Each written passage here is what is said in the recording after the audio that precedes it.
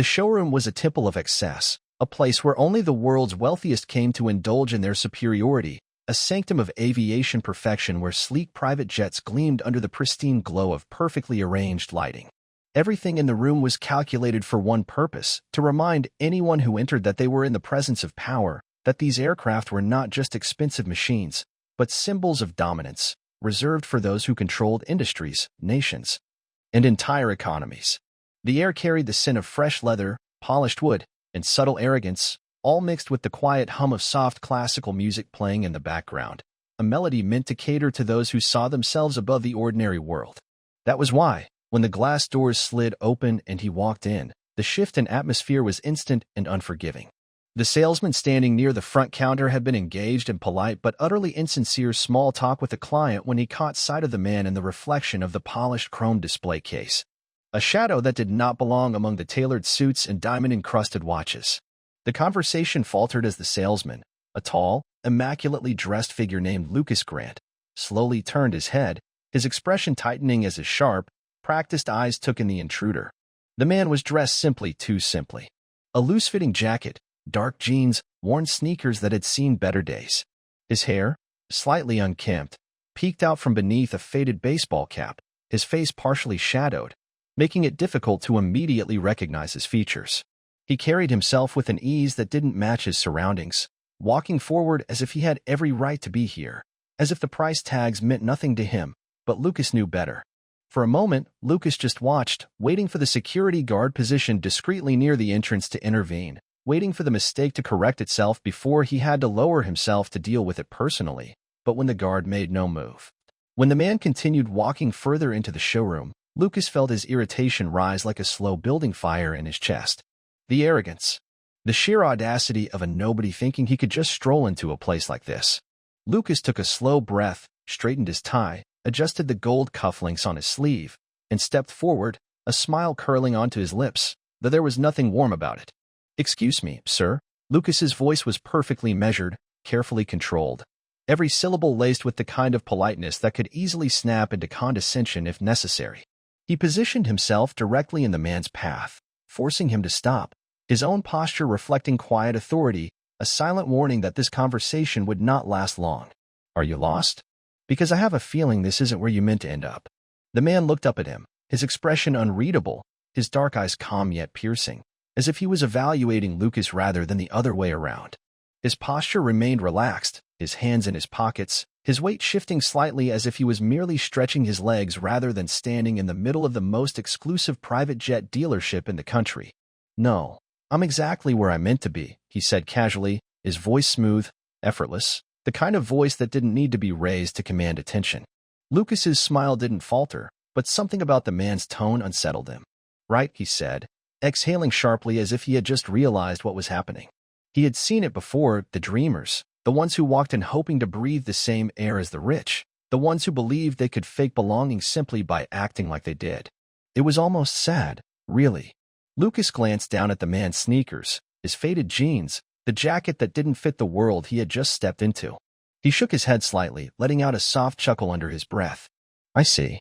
Well, let me save you some time. These aren't the kind of planes you just come in to look at. This isn't a museum, and we're not in the business of entertaining tourists." The man didn't move, didn't so much as blink at the words that would have sent most people slinking out the door in embarrassment, didn't break eye contact, and that was what made something inside Lucas twitch uncomfortably. He had expected embarrassment, maybe a mumbled apology, a nervous retreat, but instead, he got nothing. The man simply smiled, and there was something about it, something unreadable, something that made Lucas's throat tighten just slightly, though he masked it well. "That's good," the man said, tilting his head ever so slightly. "Because I'm not a tourist." Lucas's patience, already thin, snapped with a quiet, unseen force. Enough. He wasn't going to play along with whatever game this guy thought he was playing. He let out a small sigh, the smile finally dropping from his face, and crossed his arms. "All right, let's cut to the chase," he said, his voice lowering, his words sharp enough to cut through glass. "This is Vanguard Aviation. We sell aircraft that start at $80 million and go well past $300 million. We only deal with serious clients, people with real influence, people who can actually afford what we offer, and no offense, but you." He gestured up and down at the man's entire existence, a deliberate, slow motion that carried all the disrespect he intended. Don't exactly look like you belong in that category. For the first time, a reaction, a quiet exhale, almost like a laugh, though it was barely audible. The man scratched the side of his jaw, his posture unchanged, still carrying that unshaken ease that only irritated Lucas further. Then, he turned slightly, glancing toward the back of the showroom where the VIP section stood, separated by dark glass walls and a discreet security system meant to keep people like him out. "Then show me," the man said. Lucas blinked. "What?" The man turned back, his expression still unreadable, his voice just as calm as before. "Show me the most exclusive jet you have," he repeated, as if it was the simplest request in the world. Lucas stared at him, processing the words as if he had just heard something utterly ridiculous. Then, without meaning to, he laughed, a sharp, short burst of genuine amusement, because now it was just absurd. "You're serious?" he asked, tilting his head in disbelief, waiting for some kind of punchline. The man just kept looking at him. The laughter died in Lucas's throat. For the first time, something inside him hesitated. Lucas was suddenly aware of how quiet the showroom had become, how the subtle murmur of polite conversation in the background had faded, how a few employees had discreetly turned their heads, pretending not to watch but undoubtedly listening. The moment had shifted, no longer just an interaction between a salesman and an unqualified guest, but something heavier, something that neither man had acknowledged out loud yet. Lucas, who had spent years mastering the art of control in situations like this, felt an unexpected irritation crawl under his skin. He had no patience for this kind of delusion, no time for a man who refused to recognize when he was out of his depth. He could have ended it right there, waved a security guard over, had the man escorted out, but something in the way he stood, in the way he wasn't backing down, made Lucas hesitate for a second longer than he should have. "You want to see our most exclusive jet?" Lucas's voice was clipped, the carefully curated charm from earlier now gone, replaced with something colder.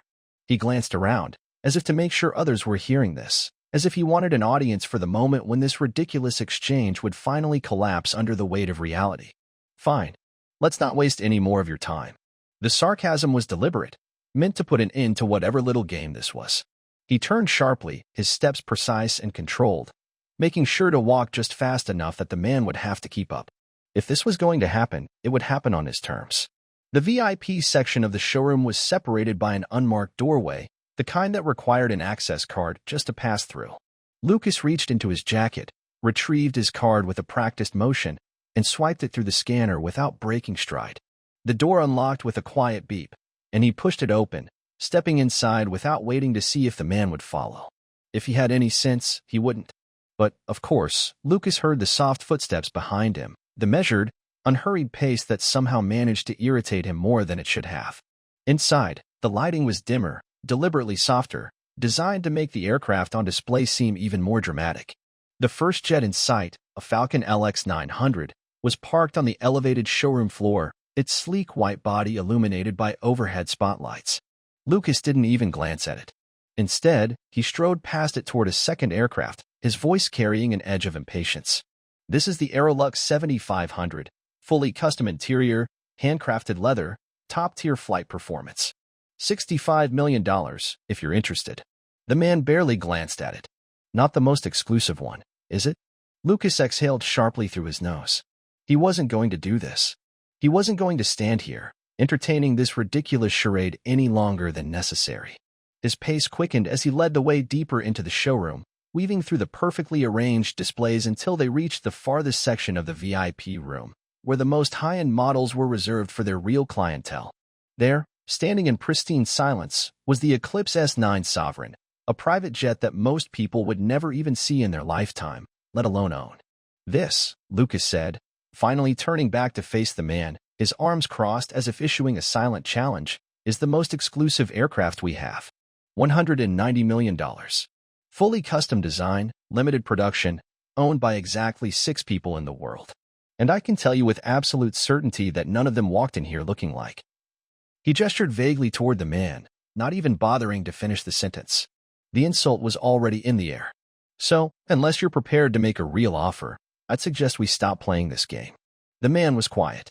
Lucas had expected hesitation, embarrassment, something, but instead, all he got was that same unreadable stare, that same irritating calmness that had been there since the beginning. The silence stretched just a second too long, and Lucas found himself shifting slightly, barely noticeable, but he noticed it. The way his own stance had adjusted, the way his confidence had wavered for just a fraction of a second. Then the man stepped forward, not in a rush, not in anger, just with purpose, and Lucas had to fight the sudden, ridiculous instinct to step back. "Tell me something," the man said, his voice still as steady as it had been from the start. "Do you talk to all your potential buyers like this, or just the ones who don't look the way you expect them to?" Lucas scoffed, letting out a sharp laugh that had no humor in it. "Potential buyers?" He shook his head, taking a step closer himself, refusing to let this ridiculous power shift continue. "Listen, I don't know what you think is happening here, but I don't play these kinds of games. I know who my clients are the second they walk in that door. I know when I'm looking at someone who can actually afford what we sell, and I know when I'm looking at someone who is just here to waste time, pretending they belong in a world they'll never be a part of." His voice dropped just slightly, enough that no one else in the showroom could hear, enough that the words were just for the two of them. "And trust me, you are not a buyer." For the first time, something flickered in the man's expression, something too quick for Lucas to fully catch. A fraction of a second later, it was gone, replaced by the same frustrating, unwavering confidence. Then, without breaking eye contact, the man reached into his jacket pocket, pulled out a slim, matte black card, and held it up just enough for Lucas to see. Lucas's breath caught. It was a Vanguard Aviation VIP client card. The kind that wasn't given out. The kind that wasn't earned through money alone. The kind that only a handful of people in the world possessed. Lucas's brain stalled for a split second, his throat suddenly dry.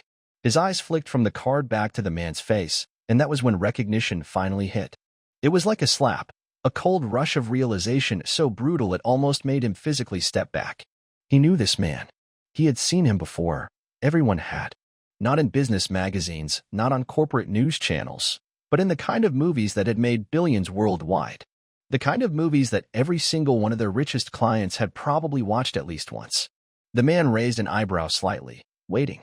Lucas swallowed, but his voice barely worked when he finally spoke. "You."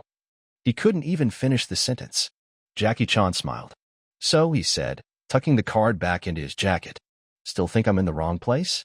Lucas felt an unnatural silence settle between them, a silence that didn't belong in a place like this, a silence that was thick, suffocating, as if the entire weight of the room had shifted onto his shoulders alone. His mind was moving too fast, trying to process what had just happened, trying to piece together the fact that the man he had been humiliating, dismissing, mocking for the past 10 minutes was not just somebody, but one of the most recognizable faces in the world, someone who didn't just have money, but a reputation that transcended wealth, someone who wasn't just a client. He was the kind of client that even the owners of this showroom would personally cater to. Lucas's throat was dry, his fingers twitching at his sides, his carefully built composure suddenly nothing but a fragile illusion he couldn't hold on to any longer.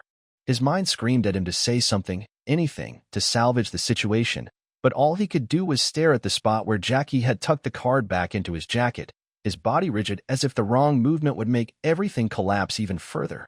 Then, as if the universe wasn't done humiliating him, a second voice cut through the silence, one that made Lucas's stomach twist before he even turned to look. "Mr. Chan, we weren't expecting you today." The voice was calm, professional, but with a noticeable shift in tone, one that didn't belong to a man addressing a stranger, one that carried the quiet urgency of recognition and respect. Lucas's head turned, stiff, forced, and his worst fear was confirmed. David Langston, the general manager of the showroom, the man who oversaw every major sale and ensured that only the most elite customers received the proper treatment, was walking directly toward them. Langston's expression was unreadable, but his stride was quick, deliberate, as if he had just been informed of an emergency. His eyes flickered between Lucas and Jackie for only a second before settling on Jackie with a small, controlled nod. Lucas could feel the tension in the air shift again, could feel the weight of his mistake growing heavier with every passing second, but still, he couldn't force himself to move, couldn't force himself to react. Jackie smiled, casual, unaffected by the change in atmosphere, as if nothing unusual had happened at all. "I had some free time." His voice was relaxed, friendly, carrying none of the frustration or irritation that Lucas would have expected after the way he had been treated, and somehow that made it worse. "Figured I'd take a look at what's new." Langston's gaze flickered toward Lucas for a brief moment, something sharp, something calculating, but he didn't acknowledge him yet, didn't address what had clearly happened here. Instead, he gave a polite smile, the kind that only came out for clients who were worth more than the entire showroom itself. Of course, Mr. Chan. If you'd like, I can personally show you our latest models, or if you already have something in mind, we can arrange a private tour immediately. Lucas wanted to disappear. The way Langston was speaking, the way he had stepped in, the way he had taken over the conversation so smoothly, so effortlessly, without even asking why Jackie had been standing there alone, was an unspoken confirmation that he already knew something had gone wrong. Lucas didn't have to be told that. He could feel it in the way Langston's body was positioned, the way he had strategically cut him out of the moment, the way the control had been ripped from his hands before he even had a chance to hold onto it. Jackie nodded slightly, his hands still casually tucked in his pockets, his entire demeanor still as calm and controlled as it had been from the beginning, as if the entire situation was playing out exactly the way he had expected. Actually, he said, turning his head just slightly toward Lucas, his gaze settling on him in a way that made the already uncomfortable weight in Lucas's chest turn unbearable. He was just about to show me the most exclusive jet in the showroom. Langston's expression didn't change, but the silence that followed was devastating. Lucas felt his entire world tilt for a second, a brief but brutal moment where he realized what Jackie had just done. He had put the weight of the situation entirely on him. If Lucas backed out now, if he tried to shift the responsibility, if he even hesitated, he would be exposed, not just as a bad salesman, but as a man who had already failed to recognize a client worth more than every deal he had ever closed combined. Langston didn't look at him, didn't acknowledge him, but Lucas knew that this was a test, not for Jackie, but for him, a test he had already failed long before he even realized he was being tested. His mouth felt dry, his tongue like sandpaper as he forced himself to breathe, to swallow, to find a way out of a situation where there was no way out. Yes, Lucas's voice sounded foreign, distant, but he forced himself to keep it steady, forced himself to hold on to whatever shreds of control he still had left, even though he knew they weren't his to hold anymore. Of course, the Eclipse S9 Sovereign is our most exclusive model.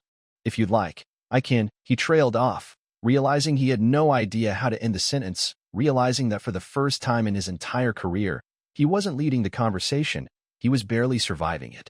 Jackie didn't break eye contact, didn't blink, didn't move. He was waiting. Not for an explanation, not for an apology, not for an excuse. He was waiting for Lucas to realize something, waiting for him to come to a conclusion that he wasn't going to say out loud.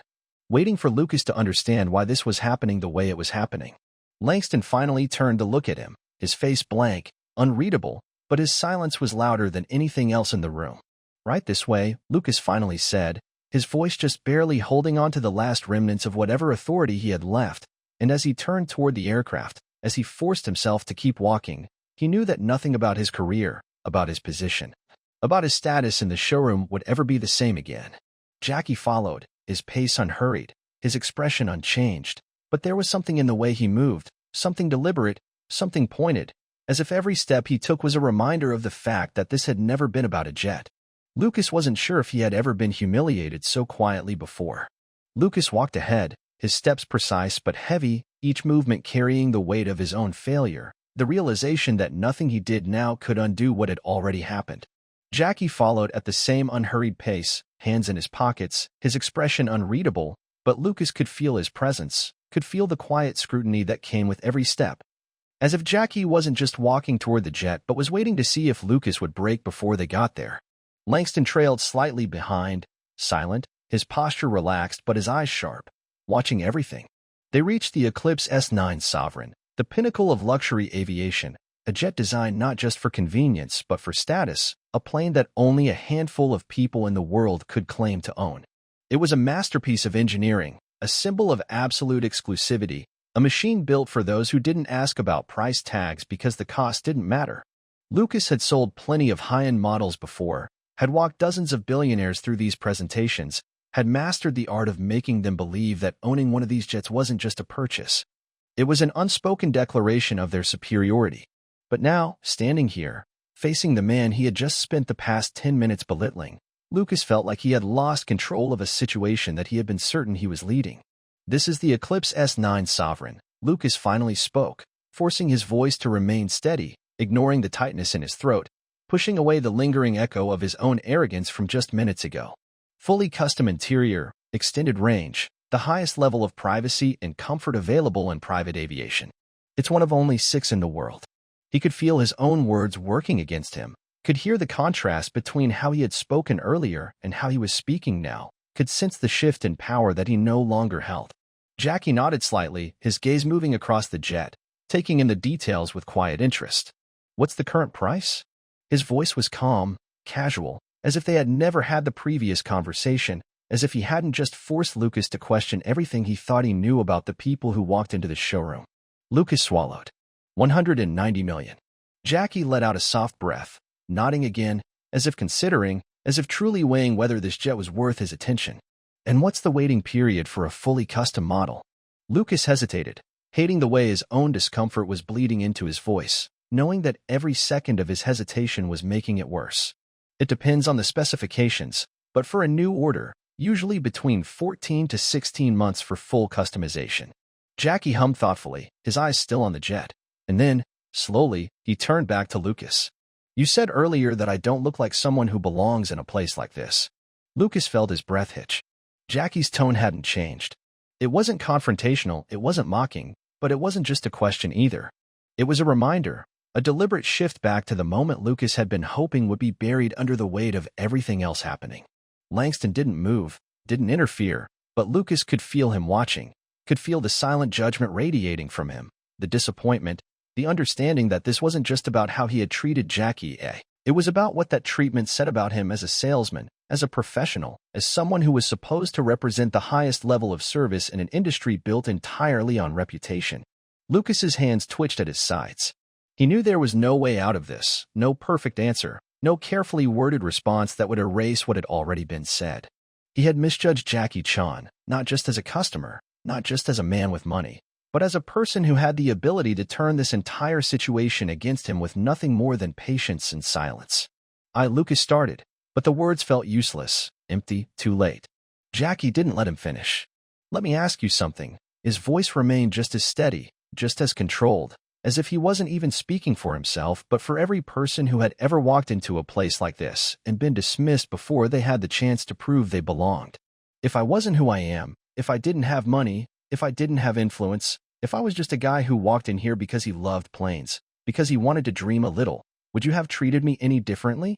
Lucas felt something cold settle in his stomach, something that had nothing to do with Jackie's wealth or reputation, something that went deeper than just this one moment. Langston's silence was crushing now, waiting, expecting an answer that Lucas wasn't sure how to give, because the truth was there was no good answer. If he said yes, if he admitted that he had only treated Jackie poorly because he had assumed he was nobody, then he was confirming that everything he had built his career on was a lie. That the image of professionalism he prided himself on was nothing more than a mask that only applied to people who looked like they were worth his time.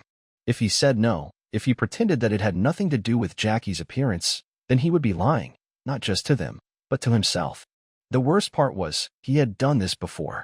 Maybe not with someone like Jackie, maybe not in such an obvious, humiliating way, but he had looked at people before and made judgments before they had even spoken a word. Jackie was still watching him, still waiting, but he wasn't angry. He wasn't pushing, wasn't demanding an apology. He was giving Lucas the chance to realize it for himself. Lucas exhaled slowly. No, his voice came out quieter than he wanted, rougher, smaller. I wouldn't have. Jackie studied him for a second longer, then nodded, as if that was all he needed to hear. He didn't say anything else, didn't twist the knife further, didn't demand more than what had already been given. Instead, he turned back to Langston. Let's talk options. I want to see the specs for this model and the next tier up. Langston moved immediately, his professionalism slipping back into place effortlessly, as if nothing had ever been wrong, as if the conversation with Lucas had never happened at all. Of course, Mr. Chan. We can arrange a private consultation with our customization team whenever it's convenient for you. Jackie nodded. Now is fine. And just like that, the moment was over. Lucas was left standing there, feeling something he wasn't sure he had ever felt before. He wasn't just embarrassed, he wasn't just humiliated, he was exposed, and there was nothing left to do but accept it. He had made a mistake, and Jackie Chan had made sure that he understood exactly why. Lucas stood frozen, his body tense, his mind still processing the fact that he had just admitted, out loud, that he had judged someone before they even had the chance to prove themselves. The realization settled into his chest like a weight, heavier than embarrassment, heavier than the sheer humiliation of being exposed in front of both Jackie Chan and Langston. This wasn't just about a lost sale. This was about something deeper, something that had been part of his job for years, something he had never once questioned until now. He had always prided himself on his instincts, on his ability to read people the moment they walked in, to separate the ones who mattered from the ones who didn't. But now, standing here, watching Langston and Jackie move seamlessly into business, watching how quickly Jackie had moved past what had happened, he realized that he was the only one who hadn't. Langston guided Jackie toward a nearby seating area, a sleek space designed for privacy, with dark leather chairs and a minimalist glass table where deals worth millions were regularly signed without a second thought. Jackie moved with the same ease he had since stepping into the showroom, unaffected, unbothered, as if nothing had happened at all. Lucas couldn't decide if that made it better or worse. He should have been relieved, should have felt grateful that Jackie wasn't dragging this out, wasn't making a spectacle out of what could have easily been the worst moment of his career. But instead, all he felt was the uncomfortable truth that Jackie didn't need to humiliate him further because he had already done it to himself. Lucas took a slow breath, forcing himself to move, forcing his body to function even though his mind was still catching up. He turned on his heel, ready to step away, to put as much distance between himself and this disaster as possible. But Langston's voice cut through his escape before he could take another step. "Lucas." He stopped, stiffening slightly, knowing that whatever came next wasn't going to be something he wanted to hear. He turned back, carefully keeping his expression neutral, his hands clasped behind his back like he was standing before a judge. Langston didn't even look at him right away. He was too busy pulling up something on his tablet, swiping through documents with the kind of smooth efficiency that came with years of working with high-profile clients. When he finally did lift his gaze, it was calm, unreadable, but Lucas had worked under him long enough to recognize the look for what it was. This wasn't anger. This wasn't even disappointment. This was a decision being made. "I need you to step into my office when this meeting is done," Langston said, his tone professional, matter of fact, not inviting argument or negotiation. "We need to discuss your future here." Lucas felt his stomach tighten, his pulse slow, everything inside him locking into place as the meaning of those words hit harder than anything Jackie had said. He had been around long enough to know what that meant. It wasn't a conversation. It was a verdict. Langston didn't wait for a response. He had already turned his attention back to Jackie, already refocusing on business, as if Lucas wasn't even a factor anymore, as if he had already been removed from the equation. Lucas opened his mouth, considered saying something, anything, but there was nothing left to say. He had made his choice the moment Jackie had walked through those doors. And now he had to live with it. He nodded, tight, formal, the only acknowledgement he could give before turning and walking away, his steps brisk but controlled, heading toward the back offices, away from the showroom. Away from the quiet judgment of the other employees who had witnessed his downfall, away from the man who had proven, without ever raising his voice, that Lucas had been wrong from the very beginning. Lucas had spent years selling the idea of exclusivity, had spent his career convincing men with money that they were different, that they were part of something others could never reach. But now, standing outside Langston's office, waiting for a conversation that could end everything, he realized that the only person who had been truly excluded today was him.